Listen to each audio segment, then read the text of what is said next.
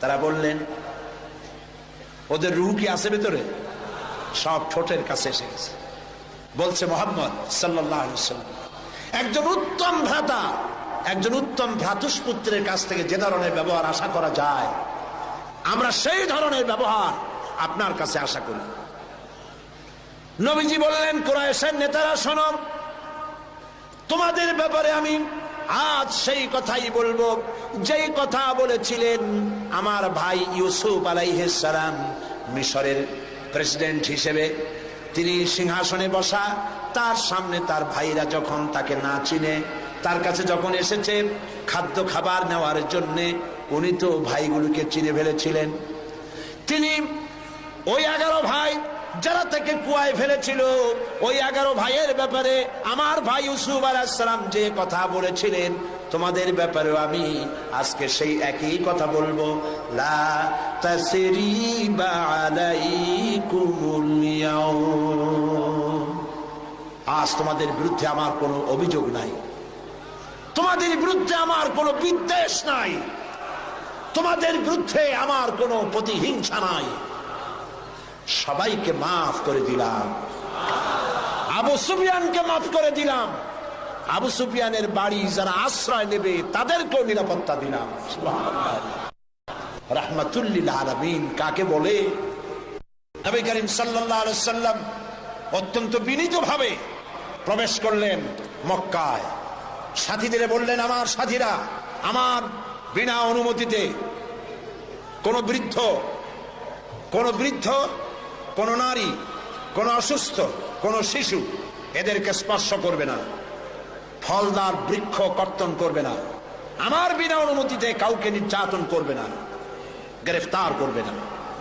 মানুষ সব বিছানাপত্র বগল দাবা করে কাফেরেরা দিক বিদিক পালাচ্ছে, দৌড়াচ্ছে।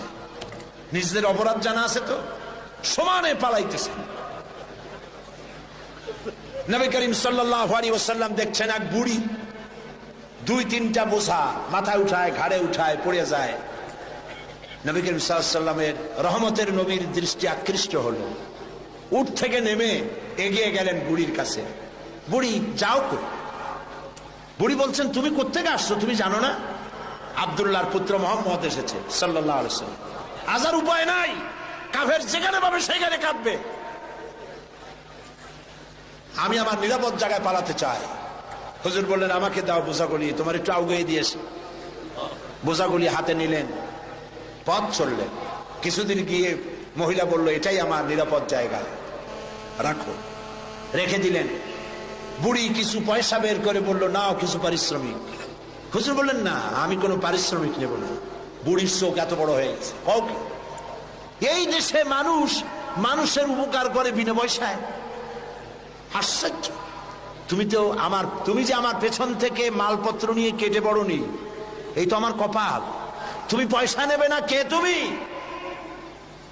আল্লাহর নবী বলেন, বুড়িমা, যার ভয়েতে তুমি কাবা শরীফের নিকট থেকে নিরাপদ জায়গা যেটাকে মনে করেছে এই পর্যন্ত এসেছো, আমি সেই মক্কা নগরীর আব্দুল্লাহর এতিম পুত্র নবী মুহাম্মদুর রাসূলুল্লাহ। বুড়ি বলছেন, মুহাম্মদ সাল্লাল্লাহু আলাইহি ওয়াসাল্লাম তোমার বিরুদ্ধে নেতৃবৃন্দ এত বাজে কথা বলেছে, আমরা ভুল বুঝেছি। তুমি এত উদার, এত মহৎ, আগে বুঝতে পারি নাই, জানতে পারি নাই। ভুলের মধ্যে ছিলাম, আমি আর কাফের রইলাম না, আমিও মুসলমান হয়ে গেলাম। লা ইলাহা ইল্লাল্লাহু মুহাম্মাদুর রাসূলুল্লাহ। নবীজি মসজিদে হারামে প্রবেশ করলেন। সব নেতারা কলা পাতা, কচু পাতার মতো থরথর করে কাঁপছে। হুজুর জিজ্ঞেস করলেন, ও কুরাইশের নেতারা, আমার কাছে আজ কি ধরনের ব্যবহার তোমরা আশা করো? তারা বললেন, ওদের রূহ কি আছে ভেতরে? সব ঠোঁটের কাছে এসে গেছে। বলছে মুহাম্মদ সাল্লাল্লাহু আলাইহি ওয়াসাল্লাম, একজন উত্তম ভ্রাতা, একজন উত্তম ভ্রাতুষ্পুত্রের কাছ থেকে যে ধরনের ব্যবহার আশা করা যায়, আমরা সেই ধরনের ব্যবহার আপনার কাছে আশা করি। নবীজি বললেন, কুরাইশের নেতারা শোনো, তোমাদের ব্যাপারে আমি আজ সেই কথাই বলবো যেই কথা বলেছিলেন আমার ভাই ইউসুফ আলাইহিস সালাম মিশরের প্রেসিডেন্ট হিসেবে। তিনি সিংহাসনে বসা, তার সামনে তার ভাইরা যখন তাকে না চিনে তার কাছে যখন এসেছে খাদ্য খাবার নেওয়ার জন্য, উনি তো ভাইগুলোকে চিনে ফেলেছিলেন। তিনি ওই 11 ভাই যারা তাকে কুয়ায় ফেলেছিল, ওই 11 ভাইয়ের ব্যাপারে আমার ভাই ইউসুফ আলাইহিস সালাম যে কথা বলেছিলেন তোমাদের ব্যাপারেও আমি আজকে সেই একই কথা বলবো। লা তাসরিবা আলাইকুমুল ইয়াউম, আজ তোমাদের বিরুদ্ধে আমার কোনো অভিযোগ নাই, তোমাদের বিরুদ্ধে আমার কোনো বিদ্বেষ নাই, তোমাদের বিরুদ্ধে আমার কোনো প্রতিহিংসা নাই, সবাইকে মাফ করে দিলাম। আবু সুফিয়ানকে মাফ করে দিলাম, আবু সুফিয়ানের বাড়ি যারা আশ্রয় নেবে তাদেরকেও নিরাপত্তা দিলাম। সুবহানাল্লাহ। রাহমাতুল লিল আলামিন কাকে বলে? জনাবে মুহাম্মদ রাসূলুল্লাহ সাল্লাল্লাহু আলাইহি ওয়াসাল্লাম মক্কা দখল করলেন। তিনি যে যতগুলি যুদ্ধ করেছেন কোন যুদ্ধই অফেন্সিভ ছিল না, সবগুলি ছিল ডিফেন্সিভ। যুদ্ধগুলো কি ছিল? আত্মরক্ষামূলক যুদ্ধ ছিল। তিনি আক্রমণ করেন নাই, আক্রান্ত হয়ে জবাব দিয়েছেন। তরবারি দিয়ে ইসলাম প্রচার হয় নাই, তরবারি দিয়ে ইসলাম প্রচার হয় না, ইসলাম প্রচার হয়েছে উদারতার ভালোবাসা দিয়ে। সেজন্য বলতেছিলাম নবী করিম সাল্লাল্লাহু আলাইহি সাল্লামের যত যুদ্ধ হয়েছে কোন যুদ্ধ আক্রমণকারী তিনি ছিলেন না, আক্রান্ত হয়ে জবাব দিয়েছেন। এবং সমস্ত যুদ্ধে মুসলমান ছিল কম, কাফের ছিল বেশি। জয়যুদ্ধ হয়েছে কারা? বলেন না কারা? মুসলমানেরা। আল্লাহ মুসলমানদেরকে বিজয় দান করেছেন সর্বত্র, বদরে, ওহদে, সব জায়গায়। আবারও করবেন ইনশাআল্লাহ। ফেজায়ে বদরে पैदा कुन फरिश्ते तेरी नुसरत को उतर सकते गर्दों से कतर अंदर कतर अब भी। বদরের মুসলমানদের মতো ঈমান যদি তোমাদের তৈরি হয়, আজও আকাশ থেকে কাতারে কাতারে ফেরেশতা আল্লাহ রাব্বুল আলামিন তোমাদের জন্য নাজিল করে দিতে পারে। বদরের মাঠে মুসলমান 313 আর কাফের তো অগণিত। সেইখানে একজন মুসলমান দাঁড়িয়ে বলছিলেন, ইয়া রাসূলুল্লাহ, আমার কোনো অস্ত্র নাই, ইসলামের প্রথম জিহাদ আমি কি নিয়ে যাব, একটা অস্ত্র দেন। হুজুর বললেন, আমার কাছে কোনো হাতিয়ার নাই।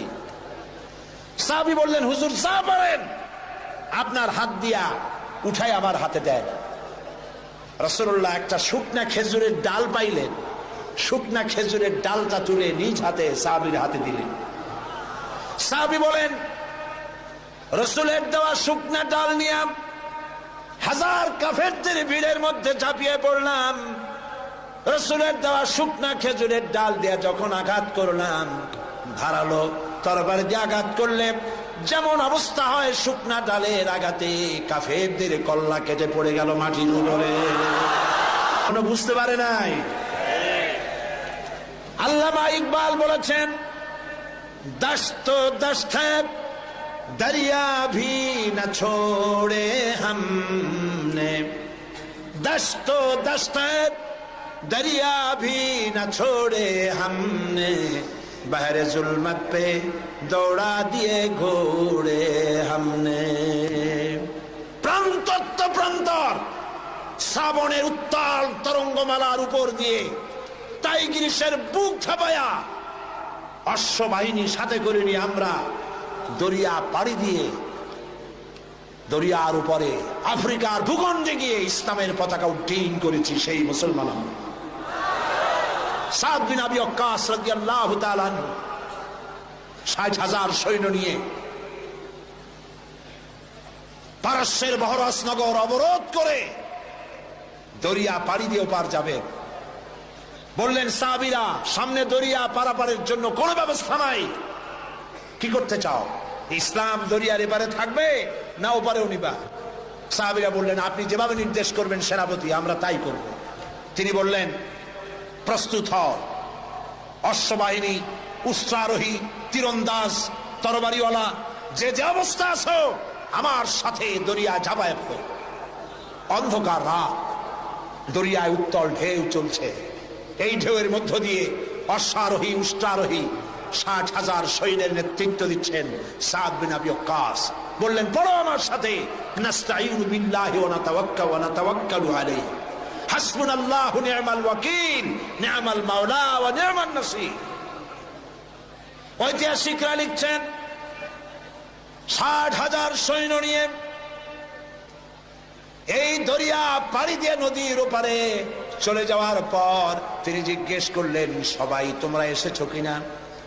রাতের আধারে সবাই বললেন, সবাই খোঁজ খবর নিয়ে গুনে দেখলেন একটা ঘোড়াও হারায় নাই, একটা উটও ডুবে যায় নাই, একজন মানুষ হারায় যায় নাই, একজন মানুষের হাতের তরবারিও দরিয়ার ঢেউ ছিটকায়া নেয় নাই।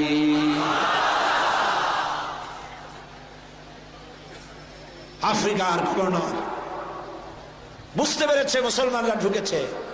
সে তার সেনাপতিকে বলল, এই মুসলমানগুলির জায়গা করে দাও জঙ্গলের কাছে। জঙ্গলের ভিতরে যে সমস্ত হিংস্র প্রাণী আছে ওরাই খাইয়া শেষ করে দেবে, রাতের বেলায় যুদ্ধ করা লাগবে না, তাদেরকে ওখানে থাকতে দেওয়া হলো। হযরত সাদ বললেন, একটা মঞ্চ বানাও সাহাবীরা। একটা মস্ত মঞ্চ বানানো হলো। ইতিহাস শুনুন মুসলমান, আপনার জীবনের গৌরব উজ্জ্বল ইতিহাস মুসলমানরা ভুলে গেছে, যুবকরা ভুলে গেছে। আজকের যুবকরা চিন্তা করেছে তারা সূর্য সেনের উত্তরসূরি। আজকের যুবকরা মনে করছে তারা রবীন্দ্রনাথের উত্তরসূরি। ও মুসলমান, সূর্য সেনের উত্তরসূরি তোমরা নও, তোমরা শহীদ তীতমণির উত্তরসূরি, শাহজালালের উত্তরসূরি, খান জাহানের উত্তরসূরি, খালিদ বিন ওয়ালিদের উত্তরসূরি। মঞ্চের উপরে উঠে দাঁড়ালেন, মঞ্চ নির্মিত হয়ে গেল। হযরতে সাদ মঞ্চের উপরে দাঁড়িয়ে জঙ্গলের দিকে তাকিয়ে বললেন, লক্ষ্য করুন, আরে ভাই এত মানুষ, কারো তো পেশাব পায়খানা লাগতেই পারে, আপনারা পথ ছেড়ে দেন, তা না হলে আপনাদেরই অসুবিধা হবে। মঞ্চের উপরে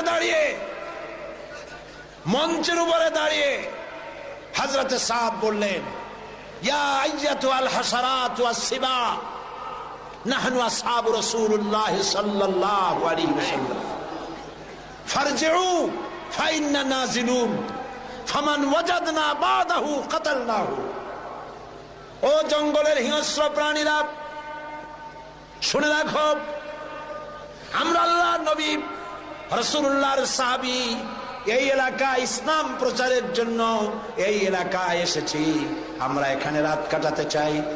সুতরাং তোমরা যারা এই জঙ্গলের ভিতরে হিংস্র প্রাণী আছো, আমাদের নিরাপত্তার কারণে এই এলাকা ছেড়ে অন্যত্র চলে যাও। আমার এই ঘোষণার পরে যদি কোনো হিংস্র প্রাণী আমাদের সামনে পড়ে যায়, তরবারি দিয়ে ফয়সালা করা হবে। কাফেরেরা চিন্তা করলো, পাগলেরা কয় কি, মঞ্চ বানাইয়া বাঘ সিংহরে ওয়াজ করতেছে, একটা কথা হইল।